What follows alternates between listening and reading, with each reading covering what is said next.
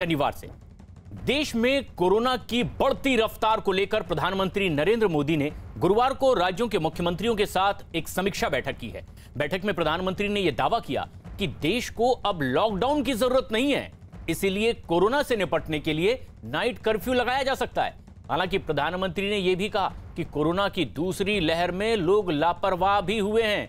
Corona virus के मरीज इसे मामूली खांसी जुकाम मानकर नजरअंदाज करते रहते हैं, जिसकी वजह से वायरस तेजी से फैल रहा है।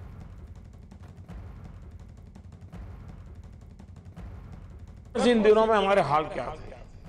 हमारे पास टेस्टिंग लैब नहीं थे। इवन मास्क कहां से मिलेगा ये भी एक चिंता का विषय था।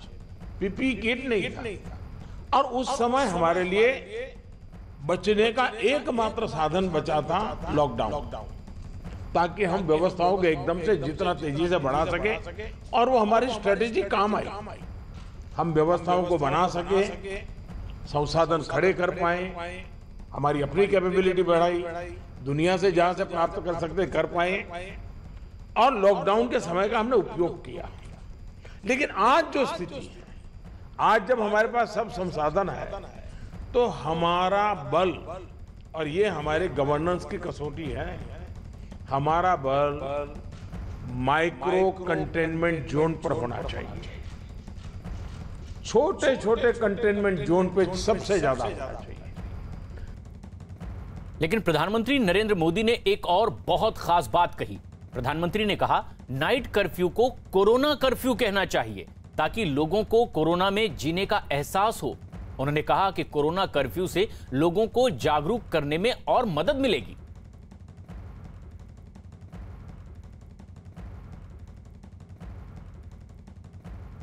जहां पर रात्रि कर्फ्यू का प्रयोग हो रहा है, वहां मेरा आग्रह है कि उसके लिए शब्द प्रयोग हमेशा करें, कोरोना कर्फ्यू, ताकि कोरोना के प्रति एक सजगता बनी रहे। कुछ लोग ये इंटेलेक्चुअल डिबेट करते हैं कि क्या कोरोना रात को ही आता है। हकीकत में दुनिया ने भी ये रात्रि कर्फ्यू के प्रयोग को स्वीकार किया है, क्योंकि हर व्यक्ति को कर्फ्यू समय होता है तो याद आता है कि हाँ, मैं कोरोना काल में जी रहा हूं और बाकी जीवन व्यवस्थाओं को कम से कम प्रभाव होता है। हाँ, साथ बैठक में कही है और देश भर में अब इसी तरह से तैयारियां भी की जा रही है। किस तरह के हालात देश भर में हैं, देश के अलग अलग इलाकों से हमारे सहयोगी इस वक्त हमसे सीधे जुड़े हुए हैं। विक्रांत यादव हमारे सहयोगी दिल्ली में मौजूद हैं, दीपक बिष्ट गाजियाबाद में और आशीष दीक्षित मुंबई से इस वक्त हमसे सीधे जुड़ रहे हैं। लेकिन जो सबसे अहम बात है विक्रांत, वो ये कि जो प्रधानमंत्री ने कल बातें कही है, आज खुद हेल्थ मिनिस्टर की एक बेहद अहम बैठक होने वाली है। क्या नए सिरे से अब रणनीति आज से इस पर बनेगी, देश भर में इसका असर देखा जाएगा? देखिए प्रशांत, निश्चित तौर पर, क्योंकि अब जो कोरोना के मामले सामने आ रहे हैं देश में, वो बहुत ही डराने वाले हैं। कोरोना की पहली वेव जब कोरोना इस देश में प्रवेश किया था, उससे भी ज्यादा खतरनाक नंबर अब सामने आ रहे हैं।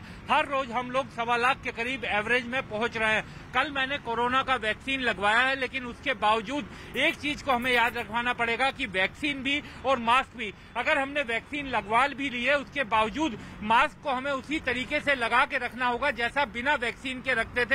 वैक्सीन आपको एक राहत जरूर देती है, एक बचाव जरूर कर देती है, लेकिन उसके साथ साथ आपको मास्क जरूर लगाना है ताकि कोरोना आपको दोबारा ना हो सके। आज जो बैठक होनी है ग्रुप ऑफ मिनिस्टर्स की, ये 24वीं बैठक है और कल चूंकि प्रधानमंत्री ने इस मुद्दे पर काफी गंभीरता और लंबे तरीके से विचार विमर्श किया, मुख्यमंत्रियों की बातचीत सुनी, राज्यों में जिस तरीके की दिक्कत आ रही है वो सुनी और राज्यों को ये भी निर्देश दिया कि आप टेस्टिंग बढ़ाइए।